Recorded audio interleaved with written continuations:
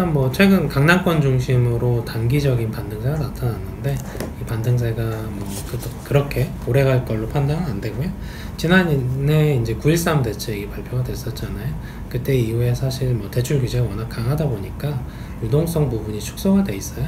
그 부분들이 사실 거래량 축소 부분으로 시장의 시그널이 나타나고 있고, 이게 서울을 중심으로 사실상 이제 공급 희소성 관련된 부분들이 이슈가 되고 있는데, 일단 올해까지는 입주 물량이 상당히 많아요. 그래서 그 부분도 좀 양호하게 나타나는 상황이고, 그리고 현재 입주 물량이 많다 보니까 전월세 가격도 안정이 돼 있어요. 이렇다 보니까 정부가 현재 분양가 상한제 규제를 추진하고 있잖아요. 이런 부분들이 다 맞물리다 보면 현재 반등세가 나타나는 부분들은 저희가 이제 내부적으로 소비자 설문까지 한 부분까지 고려했을 때 단기적인 반등에서 끝날 것이다 라고 판단을 하고 있어요.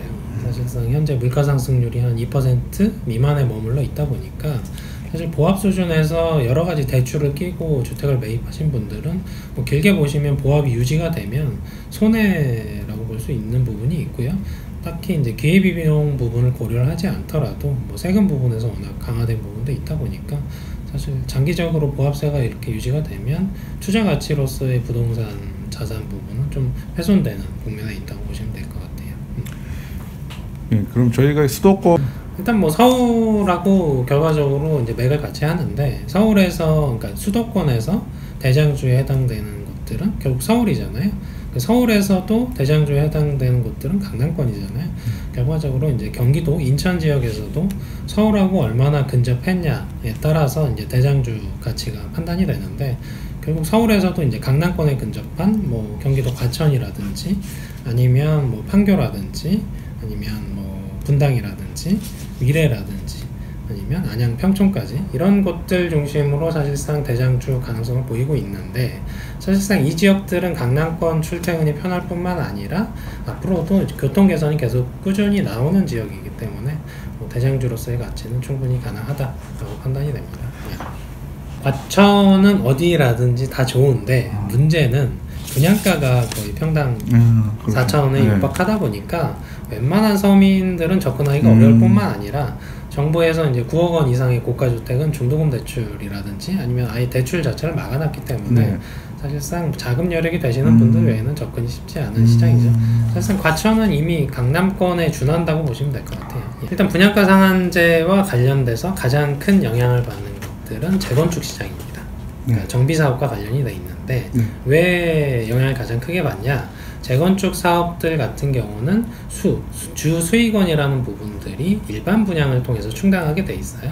그러니까 건축비라든지 이자 비용 이런 부분, 분담금과 관련된 부분인데, 조합원들에게 이 부분을 청구하기보다는 사실상 일반 분양을 통해서 청구를 하죠. 근데 이게 분양가를 정부에서 일정 수준 이하에서 통제하겠다는 게 분양가 상한제이기 때문에 조합원들 중심으로 사업 추진이 좀 어려워지는 거죠.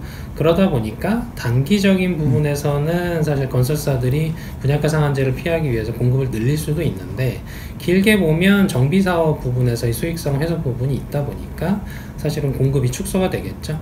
그래서 사실상 일반 주택, 서울에서도 특히 좀 최근에 입주한 아파트들 중심으로 재평가 되는 움직임이 나타났고, 재건축 시장은 좀 상승폭이 둔화를 됐지만 일반 아파트는 상승폭을 오히려 확대하고 있어요. 이 부분들이 공급과 관련된 이슈인데, 공급 부분에서 정부가 어느 정도 보완책을 내놓지 않고 분양가 상한제 시행을 하게 되면 아마 일반 아파트 중심으로 상승폭이 커지는 양상이 나타날 수 있어요. 그러니까 시행 방법과 관련된 부분이 아직 확정이 안 됐어요.